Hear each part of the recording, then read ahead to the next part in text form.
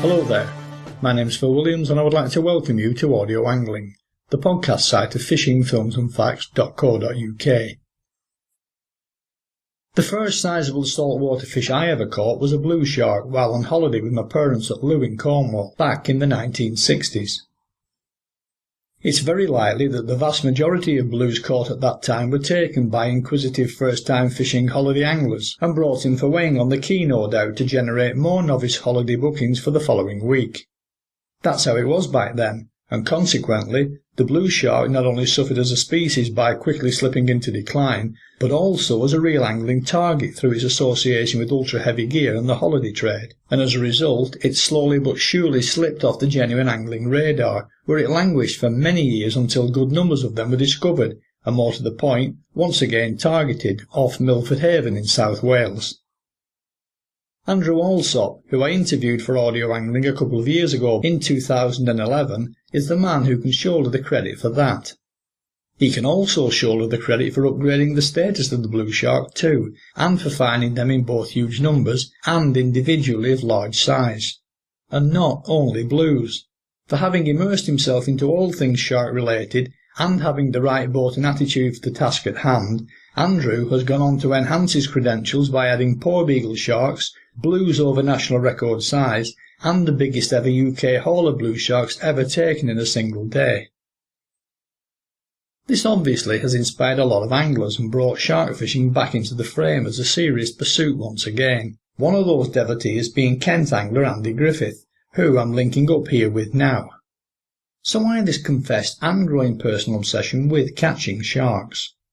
I think my obsession with sharking began really a progression from what I call traditional fishing, primarily along the Kent coast out of boats, where I'd get typically bass, cod, thornback rays, those sort of things.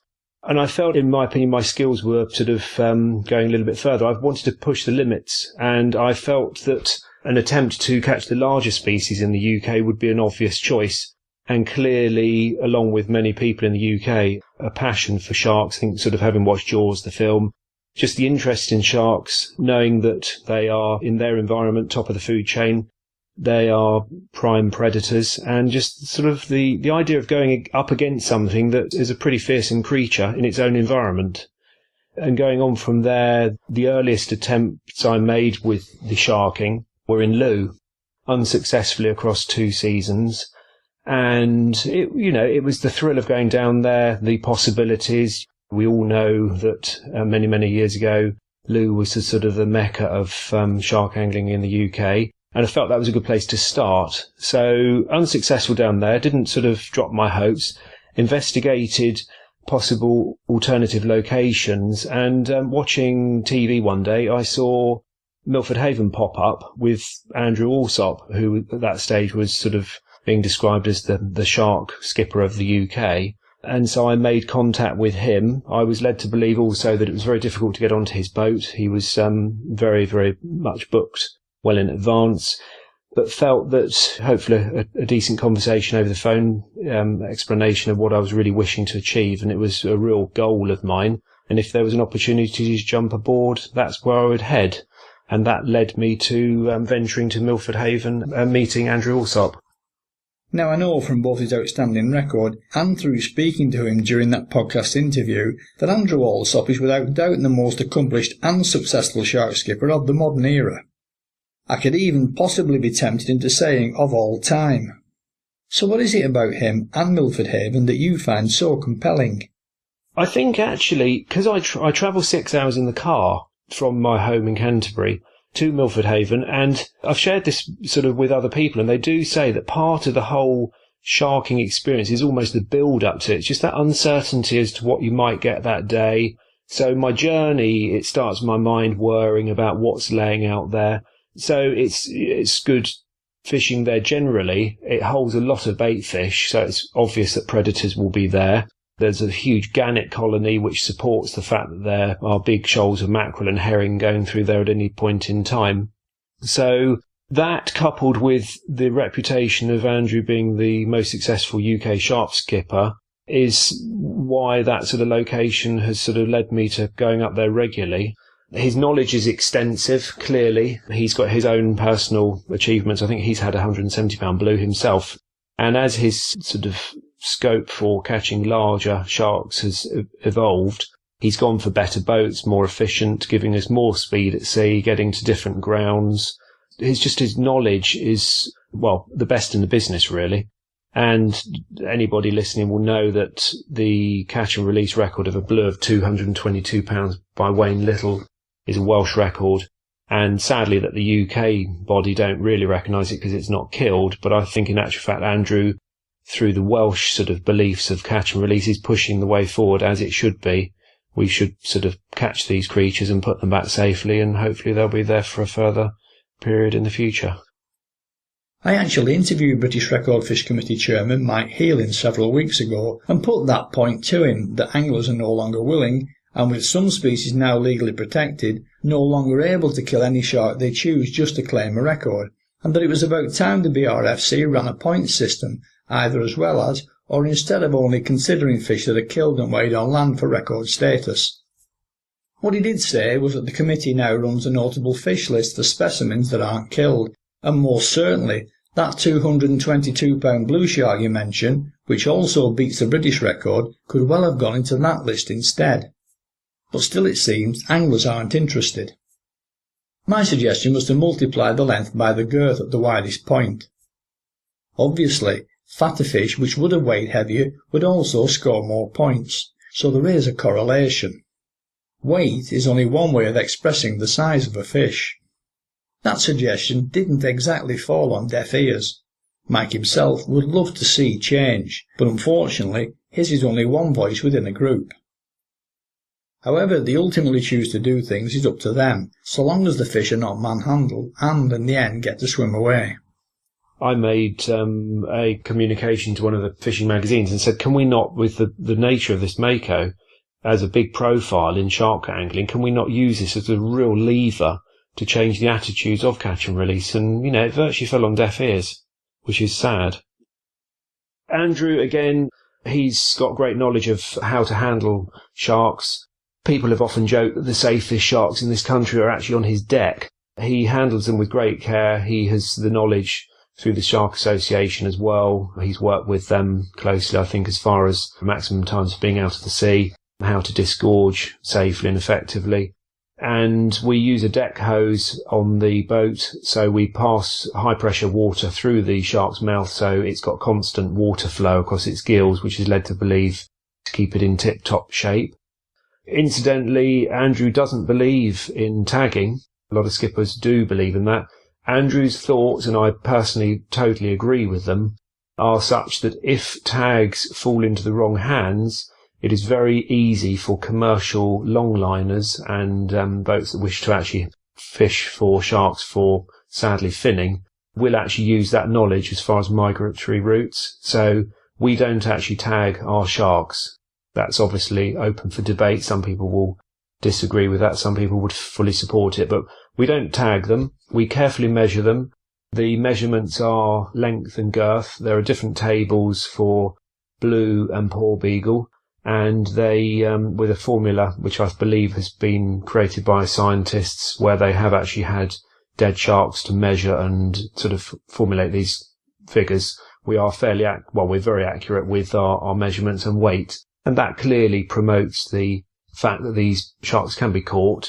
They can be very carefully handled. You can have your glory photograph and then you can return them to the environment where they belong. That supports an ongoing sport for many generations to come. Weight estimation formula are often dismissed as being too inaccurate, but if everyone uses the same one, then really that shouldn't be an issue, as it's going to be the same for everyone. That's right, yeah, exactly. And in the right hands, those measurements are correct and well presented. Obviously, in silly hands with silly skippers on dream weights, they will say that a fish weighs something completely different, but proper anglers know proper skippers and proper anglers themselves, so. Are you thinking of anyone in particular with that remark? I could name a few. It's sad, because at the end of the day, I don't know, I don't play golf, but it would be like saying you got a par and you were sort of 2 over. You're only cheating yourself. So I think I said this to you before, Phil. I'd have loved my Mako to be 200 plus. It was 194.04, and that's where it stands, and I'm delighted to have done it. Well, after 40 odd years fishing out from boats, a Mako of any size would do for me, I'll be honest with you. Oh yeah, definitely. I mean, a lot of people with Porbeagles, they're often nicknamed the small ones as a rugby ball, and a lot of anglers just want to catch a rugby ball just to say they've had the species. So, a Porbeagle, they're formidable. Now, as I understand it, Andrew regularly provides opportunities for both blue and Porbeagle sharks during the same trip, so obviously there is some degree of overlap. But equally, if you do want the best shot at either species, presumably you need to specialise. Yeah, that's right. I think initially season comes into play. June, July and October primarily would be your targeting of Porbeagle. Porbeagle can turn up at any time throughout the year. They seem to prefer colder water, so we will target Porbeagles in the months of June and July and October as the sort of the highlight months. Blues will then tend to fall in between. In the summer months you can still get both, but you can catch both in the same area. You would tend to find along certain coastlines Porbeagles more inshore, and then that being said, you can then go very much off the coast and go to much deeper marks with features where you've got potentially drop off of 300 odd foot, and you can fish those effectively, and that's where you can actually encounter bigger Porbeagles. So fishing methods are the same. The deep baits can bring a Porbeagle as much as the bait nearest the boat. I mean, I've had them on both and good size on both, so there doesn't seem to be a depth issue. Porbeagles will stalk around wrecks as well. Many anglers will have had pollock bitten clean off. Lots have had congers even bitten in half, and that will be Porbeagle attacks. So when we're fishing for Porbeagles in those early months, we tend to bait fish along the bottom and bring up whiting and haddock and things like that. So you're getting a lot of vibration of caught fish in the sea, and you're bringing those to the boat, and that can really turn the Porbeagles on. They are finicky to catch. I think a lot of people might think that both blue and Porbeagles will just come and latch themselves onto a hook with a good bait on there. That isn't the case. Porbeagles are a mackerel shark. They're very much a hunter, and sometimes if you've got a pretty static bait, if you've got a calm sea, they will not take a bait, even if you see them whizzing around the boat. You tend to have a bit more luck with blues. They will come in more scavenging. They fight completely differently. Anybody, again, who's called a Porbeagle will probably acknowledge that's probably the hardest fighting fish you'll get in the UK. They really do run away from you. They will turn and come straight back to you. They'll dive. They'll go under the boat. I've been literally walked around the boat 3 times with a big Porbeagle before, and it is a case of holding onto the boat and holding onto the rod and reel and hoping that you've still got that thing attached. Blue sharks tend to be slower in their runs and quicker to the boat, so they are very much different, but they are both very enjoyable to catch. All of that said, of the various shark species taken on rod and line in British waters, the ultimate prize is still widely acknowledged as being the Mako. Threshers reputedly fight far harder, and are not exactly common fish themselves either. But the Mako is still the elusive one, with not many more than around 40 ever taken on rod and line here in the UK, with the last one, prior to 2013, having been caught by David Turner aboard Robin Finnegan's boat Huntress out from Falmouth in 1971, both of whom have also recorded interviews for audio angling. Then, several weeks ago, all that changed. It was highly likely that Makos were still in the UK. It was highly likely they were going to be in grounds that held a lot of bait fish seasonally. And it was no surprise, in actual fact, when 2 or 3 weeks before, when we went out, I think I had the second day of the new shark season in Andrew's new boat. Now, the new boat, for anybody that knows the boat, is twin outboard engines, it's twin hull. It's a very, very specialist boat. It's been developed for Andrew's shark fishing across many years. Any little bits and pieces that haven't been quite right on other boats have been put into this, but in a positive way. So it's been developed for, so say, UK game fishing. Now, the speed of the boat allows us to get to the fishing grounds much quicker, probably saves us 2 or 3 hours a day. Now, that 2 or 3 hours a day is clearly more rubby-dubby in the water, with more opportunity for sharks to come in on that. Andrew has a bait supplier supplying chum in a frozen block form, so we don't have to go and get a load of chum. the 2 weeks before, I'd had that 235-pound Porbeagle, and joking with Andrew, as I returned several weeks later, I said, I don't know what we're going to try and do to beat that. And it was a little bit of a joke. And on that day, hand on heart, I said, wouldn't it be fun if we got a Mako? And I'd said that to friends and family on leaving for that trip. And I did actually say to my father that I felt that in my lifetime, I would almost guarantee that Andrew would have a Mako on his deck. And clearly I was always going to be more excited if it involved me, whether it was to spectate on that lucky day or to be involved. And clearly I was involved and managed to hook and land it. Now that day we set out in a different method. Andrew had had some success with Porbeagles on a moving bait, so we were actually going to troll bait. So hooked up fresh mackerel baits and trolled at slow speed. And we hadn't had any success. We trolled for about 3 hours, which meant with the tide and the drift, we effectively were going to end up in that 3 hour period laying down a chum trail of about 15 miles. So in general terms, that would probably be about 3 times the normal day's chum trail. So effectively, we'd got the benefit of 3 days chum trail to fish that day, if that makes sense. And we trolled along. We had a blue, and that was good fun because that was the first one I'd ever caught on a troll bait. And then we decided we would set down in the normal way and drift and fish 4 floats in the normal method, deep to shallow from the furthest point back to the boat. We saw a lot of big dolphins that day, and there was far more bird activity, and it genuinely felt a different day. There seemed to be more activity. We were fishing a particular mark that had interested Andrew. He'd looked at charts. It was a deep position with a good drop-off, and we felt, why not try something different across this drop-off? I had 8 other blue sharks, biggest of 120, and at that point in the season, the 120 was the biggest blue of the season, so I was pretty chuffed with that.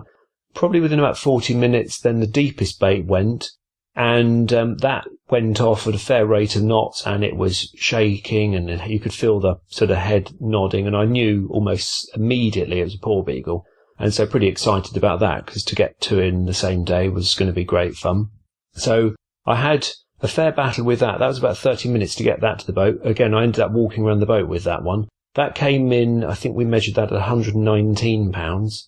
So I was doing pretty well. So I'd had the 10 sharks, 9 blues, 1 Porbeagle, 120 and 119, biggest of both.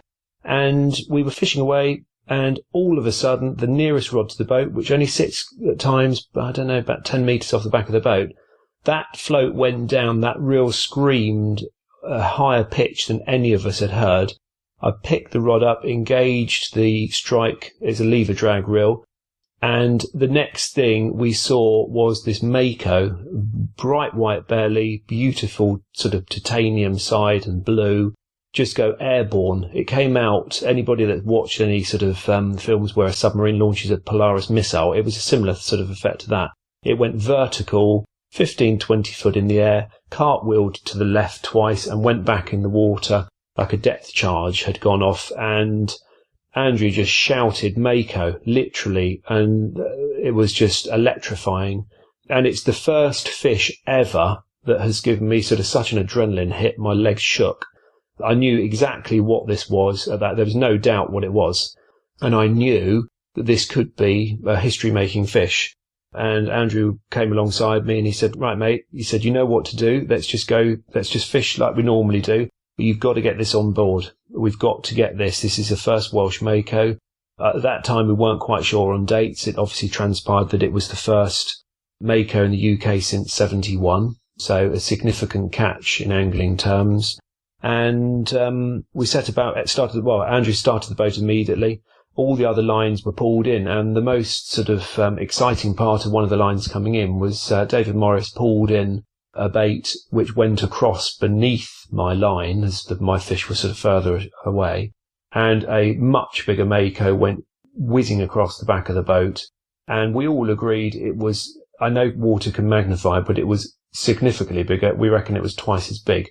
So it was pretty exciting that we knew there was another one there. I mean, in actual fact, we have joked we were quite pleased that I had the smaller of the two, because I think we would probably been in for a 3 or 4 hour battle with the bigger one and could possibly have lost that one, whereas the fish I had was, a good weight And there was always a little bit more chance that if Lady Luck was with us that day, it would be successfully boated, and it was.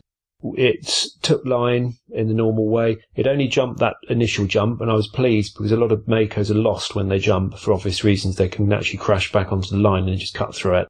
So we were very careful with the drag setting. Andrew came alongside me. He checked that while I was winding. So we stripped a little bit of line off, so we were sort of shy on strike drag, so that there was just a little bit more flexibility there. The boat had to be moved around a fair bit. We got the shark to the side of the boat probably within about 10 to 15 minutes. And that's where we took video footage. We took video footage in advance of that, but we were absolutely able to assure anybody if that fish had come off at that time, we'd got video footage of all the significant features of the Mako to dismiss any, was it a Porbeagle? The difference on the Mako and the Porbeagle, the fin on the Porbeagle has a white flag. On the Mako it doesn't. The facial features of the Mako are significantly different as well. So we'd got that alongside. The leader had been touched. We'd recorded on the video that we'd sort of technically caught the fish, that it was the first Welsh Mako. That leader was in hand. And it was almost as though the Mako didn't really want to come on board at that point and just shot off. And when the video footage is released officially, that will be part of the video that will be quite exciting for viewers, because you will see the speed of that Mako going off and the bubble trail that comes off of the float as it goes back in the sea. I think it was probably a further 30 minutes of pretty tense fighting. I wouldn't say I enjoyed the fight, if I'm honest. It was a very tense one. Andrew kept saying, if you get this on board, you're going to make history. So it was a real pressure battle. And, I really just had to function.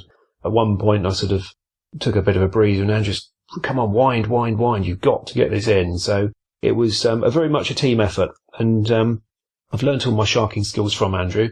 I've always sort of seen him as a coach in many respects when I'm hooked into something. And with his sort of assistance, we managed to get it to the side of the boat. Other crew members enabled the snare to be made ready. The snare, for anybody that's less familiar, is effectively like a choke chain dog lead. It's a cable, and once you put that over the fish in a certain position, typically over the head and over one pectoral fin, you can pull it firmly tight. It doesn't harm the shark, but it does allow you to have pressure on the fish in a different position to the hook position. So should that hook fail or come out, you have still got a good grip on the fish. And then it took 3 of us to get it on the deck. And at that point, we all shouted, well done to ourselves, and we were very excited for getting the beast of a Mako on board. We then went on to measure it. I think off the top of my head, it was 88 inches by 44, I can't remember. It worked out at 19404 pounds. And it was an amazing feat. I mean, I still can't believe it happened. I think the best image that will stay with me, other than releasing the shark, was it going airborne. And I think Andrew would agree. Seeing that shark go airborne was probably the highlight of my fishing career. And of course, that concluded the fishing for the day. We actually chose to go in because we were on such a high. It concluded what has been recorded as a Grand Slam. So I had a blue shark of 120, Porbeagle of 119, and Mako of 194. It's been put to me that has never been achieved by any one angler in any one day worldwide. So that's what has been suggested by various journalists to me. So proud of that, and proud of our team achievement, because it is a team event on the day. I couldn't have done it on my own, and I owe a lot to Andrew in assisting me getting that personal goal. Taking that one stage further, I believe the Shark Angling Club of Great Britain have also been in touch with some awards to mark the occasion too. That's right. I've actually received in the post today a letter from the Shark Angling Club of Great Britain, and it says, Dear Andrew, the committee are pleased to inform you that you have been awarded the following trophies: the Mitchell Hedges, the Norman Lorraine, and the September Trophy. So yeah, I'm thrilled to bits with that. That clearly recognises those achievements, and I'm delighted. And again, I've made reference to that. I see that as a joint trophy win for both Andrew and myself. This fish obviously has generated a huge level of interest, not only in the angling press, but also the wider media, including the TV channels, and has probably even been noted at a scientific level too. Yes, that's right. The local telly where I lived, they reported it that a local angler caught the fastest shark in the world. Anybody that knows any detail about the Mako, it is the only shark that's described as a game fish.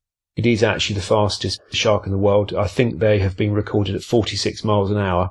And I think their aerobatics are very well documented and known to any anglers. The level of the interest has then moved to local papers and also Sea Angling magazine, Sea Angler. We did an exclusive feature with them, which ended up being a cover shot, which I was really pleased about.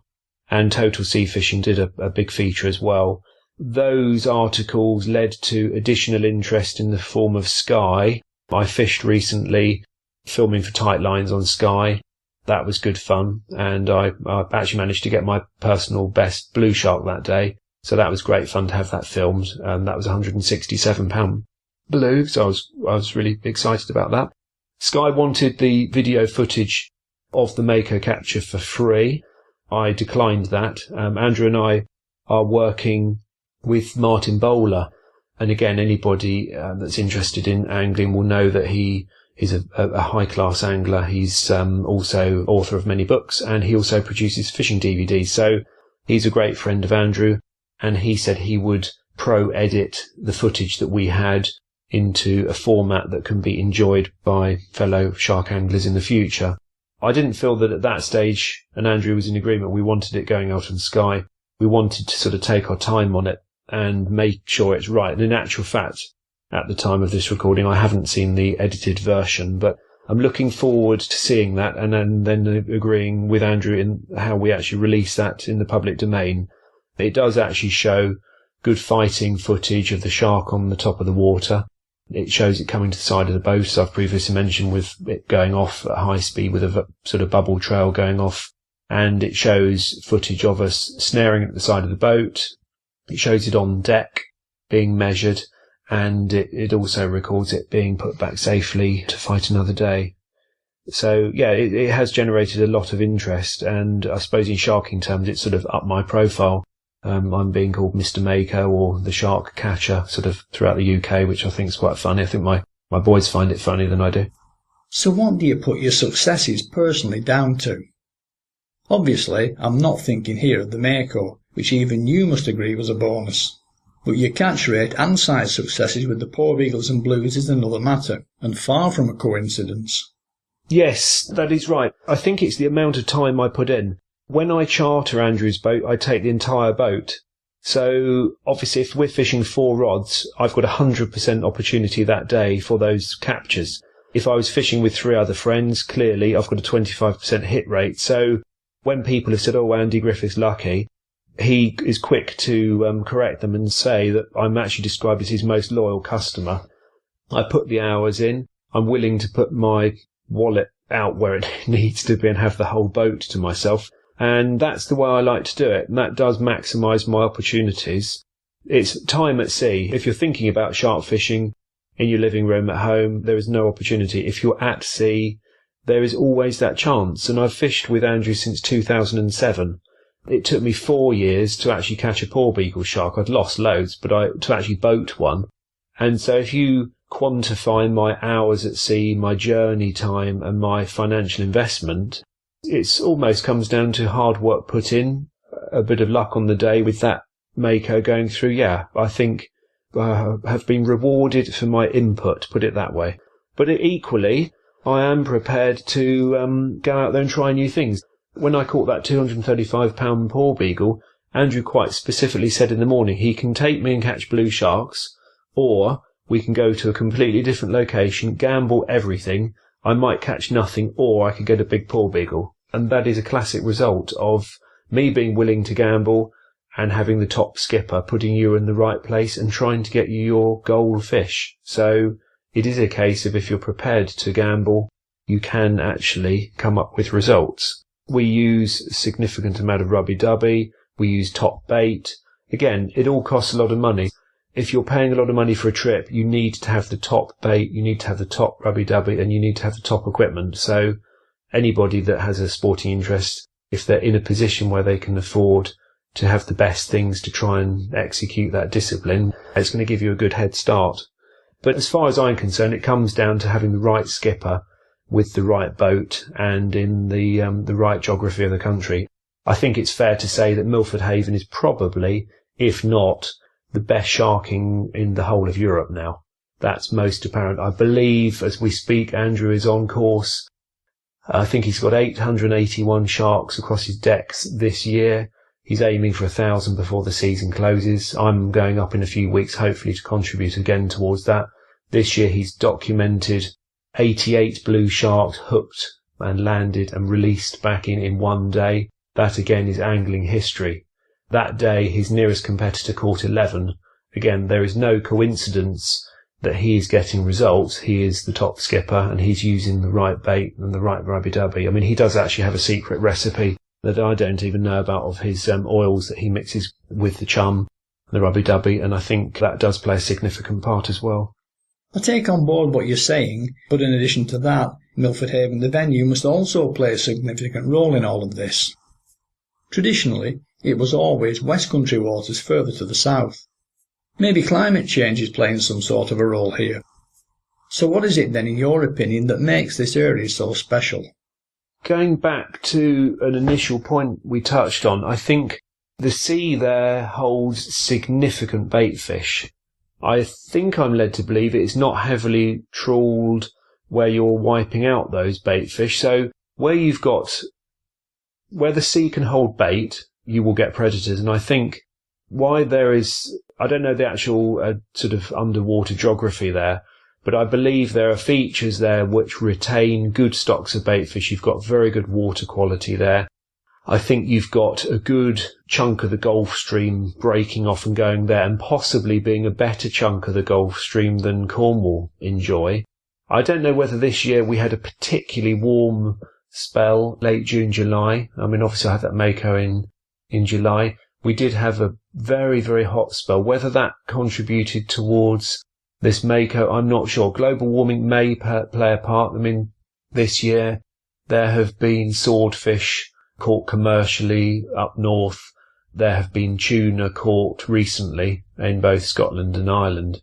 I think this year is a significant shift in what we would perhaps describe as more tropical species being within reach. I mean, again, one of the fishing journalists said almost now we have got proper game fishing available on our doorstep in the UK, and long may that continue. And I think fished responsibly, it could even get better. I mean, there are certain things we are planning to do next season further afield, and hopefully we will encounter some of those additional species. As we've already said, you're the first angler and Andrew Alsop is the first skipper to be responsible for that particular shark fishing Grand Slam. But it doesn't end there, because there is one other species, the thresher, that could take your achievement to another level, and incidentally give you yet another shark angling first. The thought of a thresher is a really obvious one for me. As we stand at the moment, there are only 2 other UK anglers alive that have caught Mako, me being the third. Neither of them have caught thresher. If I was able to successfully catch a thresher in the UK, I will actually be the only angler who has ever had the 4 main shark species in the UK. So that's definitely something I wish to do. A lot of people have said to me about going to areas of Isle of Wight, which are noted as areas that would tend to hold threshers more. My own goal is actually to catch a thresher out of Milford Haven. The reason I say that is they have been sighted. One was actually sighted this year, and it's actually been photographed, and anybody that's able to go onto the internet will be able to see that. It was estimated at £1,000. It was a 16-foot long fish, and it was amongst a pod of dolphins. If Andrew and I mean, we're going to be working as a team on this. If Andrew and I are successful in getting a thresher from Milford Haven, it will actually record a significant event for him. He will be the only skipper to catch Porbeagle, blue, Mako and thresher from one port. That has never been done in the UK. If I'm able to get the thresher out of Milford Haven, it ticks his box and it ticks my box as having those 4 species. So we're going to be working and putting in significant time to that in the future. I really do want to focus on that. I think it's probably going to be one of those ones where I put a lot of time in and blank a lot. But for me now, having those 3 other big species behind me, I need to move on. I don't want to dwell in the past, although I'm proud of what I've done. A thresher is definitely the way forward for me, and that I will be exploring every avenue with Andrew on that. I mean, we will be using certainly different techniques than we have to date, and hopefully be successful in it. I don't see there's any reason why not, and I think our targeting for that will be June and July of next year. So not that I'm wishing to fast forward time, but I'm looking forward to the new shark season opening for that objective. And if or when you get the thresher, what then? I'm going to go for the thresher. That's definitely something for me personally. That's something for Andrew personally. If we're successful with thresher, I think the next target would be something that has been sighted this year. Andrew was out several weeks back, and he literally said for half an hour you could look all round his boat, from boat to horizon, and bluefin tuna were jumping anything from sort of £100 up to £600. And he said it was a spectacular sight. He almost described it as something as the Blue Planet programme. It's obvious that they go through there. I think it's obvious that they've gone through there for many years. And I think actually, having caught the Mako this year, they do eat tuna. I think it's all linked up. If those fish are going to remain passing through there, it would be something that would be great fun to fish for. I think albacore, again, so far as a member of the tuna family, they would be an easier target. I think we would have a go for those. And again, we need to look into how we're going to achieve that. I think a lot of boats will be doing the same thing next season. There have been big tuna already caught recent weeks in Ireland and also Scotland. I think the biggest one was 628 pound bluefin.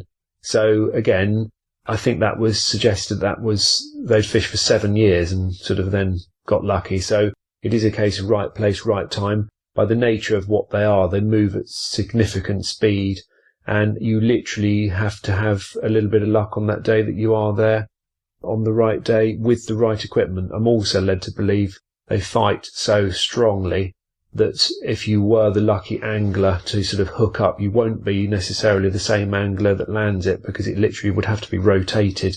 They are an awesome creature, and it can take several hours to subdue.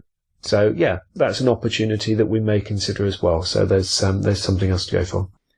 I read in the press that the Scottish bluefins you mentioned there could actually fall foul of the law on the basis that it's illegal to catch them at the moment. But I'm sure that only applies to commercial catches.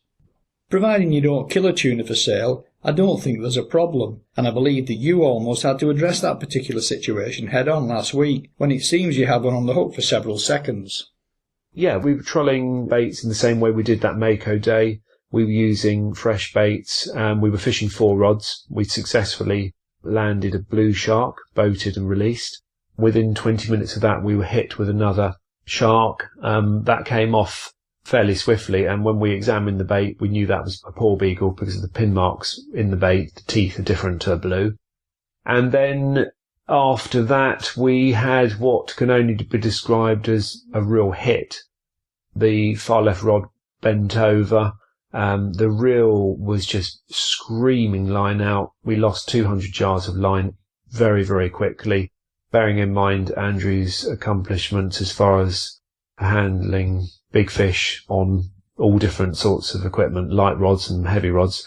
He was physically unable to lift the rod out of the rod holder. He burnt his hand badly as the line went out. I went over to assist, and it literally took the 2 of us to lift the rod out. I burnt my hand as the line continued to go out. And soon after, whatever it was came off. There is a possibility that was a tuna. We will never know. It was exciting. We were actually that day fishing our Mako mark. Fortunate that Andrew will only fish that mark with me. And so again, I think it shows that mark is quite special. It could hold another monster down there, but whether it was a tuna, we will never know. Personally, I think it probably was, but we will have to wait and see, and go out there and actually prove it in the same way as Andrew has for many years. Don't talk about it, we actually put the fish on the deck. So we'll save that for perhaps next year. Going off Andrew's track record, if there are tuna there, then for me it's only a matter of time before Wales records its first ever bluefin on rod and line. Whether you could stretch your current look after the Mako to catching it, or a thresher, or better still, even both, I don't think too many people would bet against it. With the Mako, which has to be the rarest of the 5 already in the bag, you're obviously well on your way. My thanks then to Andy Griffith for taking the time to link up with us here.